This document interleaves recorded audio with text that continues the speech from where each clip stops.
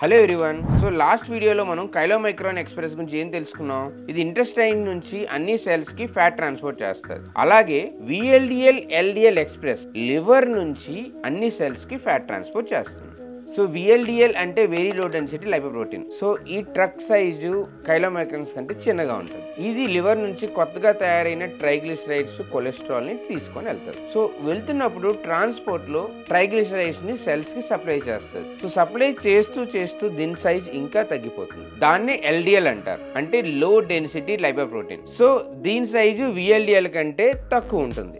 And triglycerides చాలా వరకు supply చేసేస్తుంది కదండి, అందుకే ఇందులో కొలెస్ట్రాల్ ఎక్కువ ఉంటుంది. సో దీన్నే బ్యాడ్ కొలెస్ట్రాల్ అంటారు. అందుకే ఎక్కువ ఎల్డిఎల్ ఉండిపోయింది అంటే కొలెస్ట్రాల్ ఎక్కువ ఉంది అని అర్థం. సో అందుకే ఈ ఎల్డిఎల్ ఎక్కువ ఉండిపోయింది అనుకోండి, సో ఎల్డిఎల్ ట్రక్స్ అంతా ట్రాఫిక్ జామ్ చేసేస్తుంది. సో ట్రాఫిక్ జామ్ అయిపోయిన తర్వాత అందులో ఉన్న కొలెస్ట్రాల్ చుట్టూ ఉన్న బ్లడ్ వెజల్స్ లో డిపాజిట్ అయిపోతుంది. డిపాజిట్ అయిపోయి బ్లాక్ అయిపోతుంది. బ్లాక్ అయిపోయాక దానివల్లే హార్ట్ అటాక్స్, స్ట్రోక్స్ వచ్చే అవకాశం ఉంటుంది. అందుకే ఎల్డిఎల్ ని బ్యాడ్ కొలెస్ట్రాల్ అంటారు.